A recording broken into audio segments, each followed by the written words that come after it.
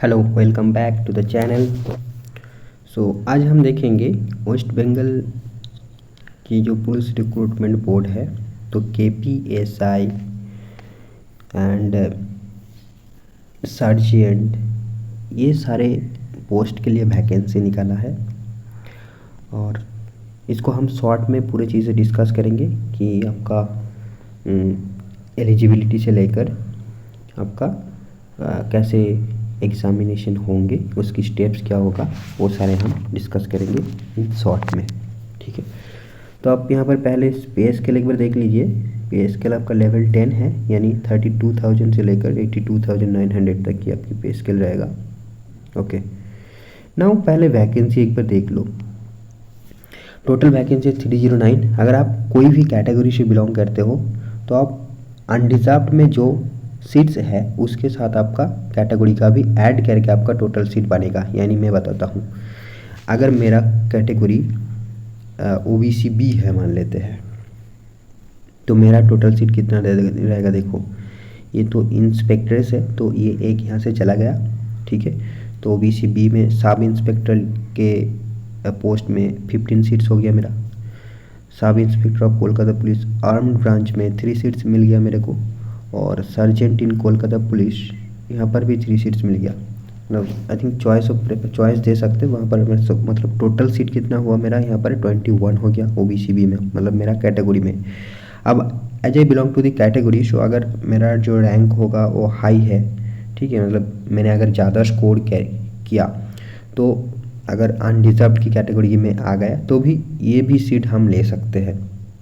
ठीक है, ऐसे तो ज़्यादा मार्क्स करना पड़ेगा, तो फिर आपका कैटेगरी का फ़ायदा ही क्या हुआ। अगर आपने ज़्यादा मार्क्स ले लिया तो आपका कैटेगरी का तब यूज़ ही नहीं है कुछ। ठीक है, तो अच्छी बात है। बाय द वे, आपका सीट्स का यहाँ पर मतलब ये हो गया कि 309 से अंदर आपका टोटल सीट क्या है, तो आप अनडिजर्व्ड में जितने हो प्लस आपका कैटेगरी में जितना है, तो टोटल उन सीट में आपको कॉम्पीट करना है।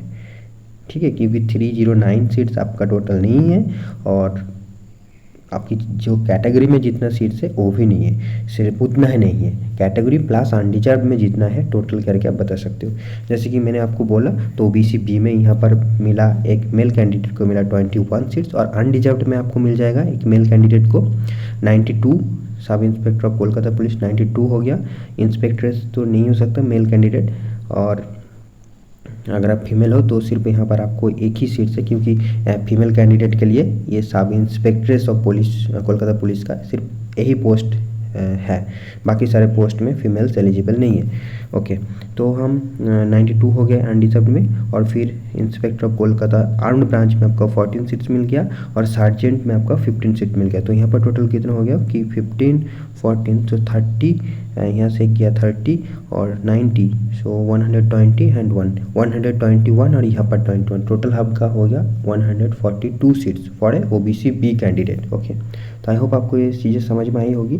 आपको ये नहीं समझने का कि मेरा कैटेगरी में इतना सीट है तो मतलब मेरे उतने सीट में ही कॉम्पीट करना है। जो अनडिजर्व्ड सीट्स है उसमें भी आप कॉम्पीट करने के लिए एलिजिबल हो। ओके, तो अब यहाँ पर कुछ टर्म्स एंड कंडीशंस दिया गया है, और ये जो मैंने बताया वो यहाँ पर देखो लिखा है कि अगर मान लो कोई EWS कैंडिडेट से बिलोंग करता है, तो ये जो है, तो अगर उन्होंने EWS सर्टिफिकेट नहीं दिखा पाया तो उसको क्या है ना, डिस्क्वालीफाई नहीं किया जाएगा। उनको जनरल कैटेगरी में, अगर वो जनरल कैटेगरी में उनको काउंट किया जाएगा। ठीक है, अब एलिजिबिलिटी है आपको सिटीजन ऑफ इंडिया होना पड़ेगा, और आप कोई भी स्टेट से अप्लाई कर सकते हो इंडिया की। ठीक है, आपको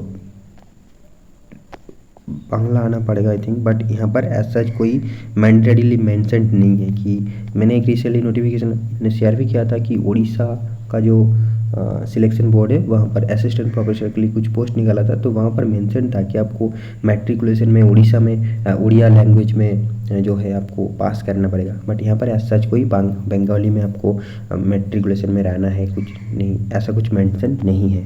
तो सारे कैंडिडेट जो होंगे ऑल ओवर इंडिया एलिजिबल है। देन आपका आता है लैंग्वेज यहाँ पर देखो यहीं पे है, बोल रहा हूँ कि यहाँ पर ऐसा कोई मेंशन नहीं है, ठीक है। और मिनिमम फिजिकल मेजरमेंट, तो इसके जो स्टेप्स है इस एग्ज़ाम का, पहले प्रीली होगा। प्रीली आपका 200 मार्क्स का होगा, यानी 100 क्वेश्चंस रहेंगे, ठीक है। 90 मिनट्स का पेपर होगा। जीएस से आपको 100 मार्क्स रहेगा, यानी 50 क्वेश्चन रहेगा। रीजनिंग से आपका 25 क्वेश्चन रहेगा, यानी 50 मार्क्स रहेगा। और अरिथमेटिक से भी 25 क्वेश्चन रहेगा, यानी 50 मार्क्स रहेगा, ठीक है। तो ये हो गया प्री का 3 पार्ट है, जीएस, रीजनिंग, अरिथमेटिक। उसके बाद आपका आएगा ये फिजिकल मेजरमेंट टेस्ट, यानी पीएमटी, ओके। तो यहाँ पर आप एक बार देख लीजिए पहले, क्योंकि यहीं पे बहुत सारे लोग रिजेक्ट हो सकता है। तो आपका अगर एक मेल कैंडिडेट हो और सब इंस्पेक्टर ऑफ पुलिस, ठीक है, देन आर्म्ड ब्रांच और सार्जेंट, तो ये सारे को मिलाकर अगर आपने देखा तो देखो मैक्सिमम जा रहा है आपका हाइट, मैक्सिमम जा रहा है आपका 173 सेंटीमीटर, ठीक है। अगर आप सार्जेंट के लिए हो अप्लाई कर रहा हो तो आपका 173 सेंटीमीटर हाइट होना चाहिए। अगर आप एसआई के लिए अप्लाई कर रहा हो तो आपका देखो 167 सेंटीमीटर जो आपका हाइट होना चाहिए यहाँ पर। और मैंने एक एज के बारे में नहीं बताया, तो एज आपका मिनिमम 20 होना चाहिए और फिर 27 समथिंग है, ठीक है, तो आएगा शायद। और जो कैटेगरी में है उसके लिए भी और भी रिलैक्सेशंस है।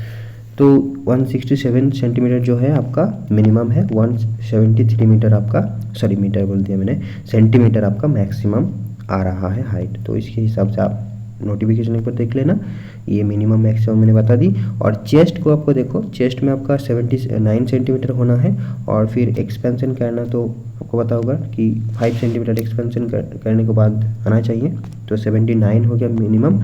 और फिर 86 हो गया आपका मैक्सिमम, ठीक है, 86 सेंटीमीटर हो गया आपका मैक्सिमम।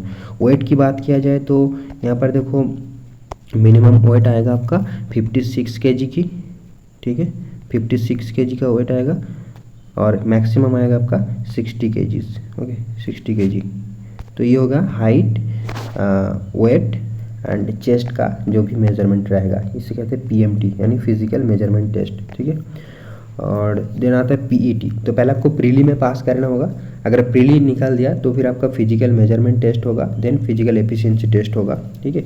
ये सारे बात होने के बाद आपका फाइनल एक टेस्ट होगा, जो जिसे हम मेंस भी कह सकते हैं।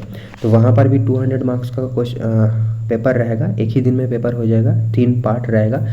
पार्ट 1 या पेपर 1 में आपका जीएस एंड अरिथमेटिक, रीजनिंग ये सब रहेंगे, ठीक है। वो भी आपका 100 मार्क्स का रहेगा। तो टोटल जीएस से आपका 50 मार्क्स रहेगा, अरिथमेटिक से 25, रीजनिंग से 25 मार्क्स आपका रहेगा, ठीक है। फिर इंग्लिश का एग्जाम होगा, वहाँ पर 50 मार्क्स रहेगा, 1 आवर का एग्जाम होगा। और फिर बंगाली का एग्जाम होगा, लैंग्वेज का पेपर का होता है ये, आपको लेटर वगैरह, ड्राफ्टिंग, ये सारी चीज़ें हैं शायद। देन आपका बंगाली का पेपर होगा, वो भी 1 आवर का है और 50 मार्क्स का है, ठीक है। देन फाइनल होने के बाद आपका पर्सनालिटी टेस्ट देना पड़ेगा, जो कि 30 मार्क्स का है। देन आपका ये फाइनल का जो मार्क्स और पर्सनालिटी का जो मार्क्स, उसको मिलाकर आपका मेरिट लिस्ट प्रिपेयर किया जाएगा। तो ये देखो मेथड ऑफ रिक्रूटमेंट में यही बताया गया है। पहले प्रिलिमिनरी एग्जाम हो आपका, एग्जामिनेशन हुआ 200 मार्क्स का, ठीक है। देन आपका physical measurement test and physical efficiency test हो गया। देन सी में देखो फाइनल कॉम्बाइंड कॉम्पिटिटिव एग्जामिनेशन, वही फाइनल हो गया। इसका तीनों पेपर है, पेपर 1, पेपर 2, पेपर 3, जो मैंने अभी बताया, ठीक। और लास्ट में हो गया आपका पर्सनलिटी टेस्ट। उसके बाद आपका मेरिट लिस्ट बनेगा, जो कि 30 मार्क्स का होगा। तो आपका मेरिट लिस्ट बनेगा कितने में, 230 मार्क्स के अंदर आपका मेरिट लिस्ट प्रिपेयर होगा, okay.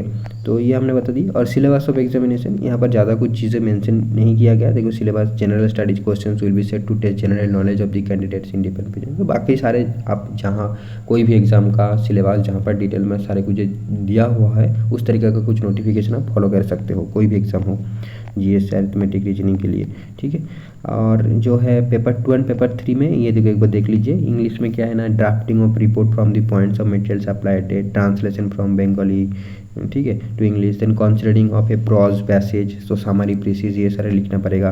And then correct use of words, correction of sentence, use of common phrases, synonyms, antonyms, ये सारी चीज़ें आता है। और बंगाली में भी वही drafting of report, translation from English to Bengali, ये सारी चीज़ आपका आएगा, ठीक है। एंड यहाँ पर देखो ट्रांसलेशन रहेगा। ट्रांसलेशन बोल रहा है कि ट्रांसलेशन शैल बी 20 मार्क्स, ठीक है। तो ट्रांसलेशन रहेगा इंग्लिश टू बंगाली पेपर में, ओके। देन आपका चॉइस ऑफ पोस्ट, तो ये सारी चीज़ें आप फिल करने टाइम आपको पता चल जाएगा, जानने की कोई ज़रूरत नहीं है। और क्या है, और ऐसा जानने की कुछ है नहीं यहाँ पर नोटिफिकेशन से, तो सारी चीज़ें मैंने समरली बता दिया। तो अगर आप पहले आप एलिजिबिलिटी चाहिए, हाँ और एक चीज़ इंपॉर्टेंट होती है कि देखो एप्लीकेशन फ़ी, ये आपका अगर आप SC/ST या PWD से बिलोंग नहीं करते हो तो आपको 270 रुपीज़ एप्लीकेशन फ़ीस लगेंगे, ठीक है। और यहाँ पर एक अच्छी चीज़ मैंने ये पढ़ा है यहाँ पर कि ये, हाँ और एक चीज़ ध्यान रखना कि फ़ोटोग्राफ जो है उसको यहाँ पर बोला है कि must be on white background, तो ये ध्यान रखना एक बार, ठीक है, कि हम कभी टाइम कलर की फ़ोटोग्राफ भी लगा देते हैं, तो अगर रिजेक्ट हो गया क्या पता, तो फिर आप वाइट का ही लगाना, बैकग्राउंड वाइट में ही रखना, ठीक है। तो ये बात है। और जो है एक बताना, हाँ ये जो सहज मित्र केंद्राज है, ये आई थिंक वेस्ट बंगाल की स्टूडेंट्स या कैंडिडेट्स ही जो अवेल कर पाएंगे। तो यहाँ पर बताया गया है कि देखो सहज मित्र केंद्र में आप जा सकते हो, आपका फॉर्म फिलिंग के लिए वो लोग सिर्फ 23 रुपीज़ लेगा, ठीक है। तो अगर आपने किसी कैफ़े में जा रहे हो और वहाँ पर ज़्यादा पैसे ले रहा है तो आप ये सहज मित्र केंद्र यहाँ पर जा सकते हो, और इसका लिस्ट भी इन्होंने वेबसाइट में डाल कर रखा है, आप जाके चेक करोगे तो मिल जाएगा, ठीक है। सहज मित्र केंद्र बोल के, यानी जो भी ब्लॉक में जो होता है ना वही वाला ब्लॉक में रहता है, तो मैंने देखा है, ठीक है। तो वहाँ पर जाके आप बता सकते हो ये सारी चीज़ें, आप वो लोग कितना लेगा या करेगा कि नहीं वो तो नहीं पता, बट यहाँ पर बोला गया है कि उनको टोटल में आपको, अगर आप जनरल कैंडिडेट हो या फिर OBC वगैरह हो, तो आपको टोटल में 293 उनको देना है। ये भी मेंशन है देखो, 250 एप्लीकेशन फीस, 20 হচ্ছে প্রসেসিং চার্জ অ্যান্ড 23 হচ্ছে अप्लाइंग चार्ज, मतलब वो सहज मित्र के लिए जो है ये देखो, तो यहाँ पर मेंशन है। और यहाँ पर ये भी बोला गया है, और जो PWD या फिर SC/ST में बिलोंग करते हैं उनको पे करना पड़ेगा ओनली 43 रुपीज़। तो अगर आप जा सकते हो सहज मित्र केंद्र में, और वो यहाँ पर बोला भी गया है कि अगर उन्होंने ज़्यादा लिया तो आप उसके बारे में रिपोर्ट भी कर सकते हो। तो आई थिंक अगर कोई कैफ़े में ज़्यादा पैसा आपको ले रहा है तो एक बार यहाँ पर जाके आप देख सकते हो, ताकि आपका जो पेमेंट है वो कम लगे, ठीक है। यानी एप्लीकेशन के लिए वो लोग जो चार्ज लेते हैं, सर्विस चार्ज जो लेते हैं, वो आपका 23 रुपीज़ लेंगे ये लोग, आई थिंक, ठीक है। और हाँ यहाँ पर कहाँ गया, ये देखो यहाँ पर प्रॉपरली मेंशन है कि applicants are advised not to pay in excess of the fees service charge as mentioned above, मतलब 293 से आपको ज़्यादा नहीं देने का। अगर कोई मांग रहा है तो आप रिपोर्ट भी कर सकते हो। यहाँ पर सारी चीज़ यहाँ पर दिया हुआ है देखो, कि कैंडिडेट्स में contact West Bengal recruitment both landline phone number to report. तो सुनने में काफ़ी अच्छी है, अब इसका इफेक्टिवनेस मेरे को नहीं पता, तो मैंने आपको बता दिया, क्योंकि हम अक्सर ये चीज़ें नहीं पढ़ते, तो मैंने पूरा नोटिफिकेशन को पढ़ा। डेफिनेटली कुछ चीज़ें बात दिया, जैसे कि रिजर्वेशन टाइप, ये एडिटिंग विंडो, ये सारी चीज़ें नहीं पढ़ा, अदर इंस्ट्रक्शंस ये भी नहीं पढ़ा। तो जो चीज़ें मेरे को लगा थोड़ा हेडिंग पढ़ के कि हाँ ये इंपॉर्टेंट है, वो सारी चीज़ें मैंने पढ़ा और आपको ये शॉर्ट में बताया। आई होप आपको वीडियो पसंद आएगा, तो डेफिनेटली आप वीडियो को लाइक कीजिएगा। Thank you friends.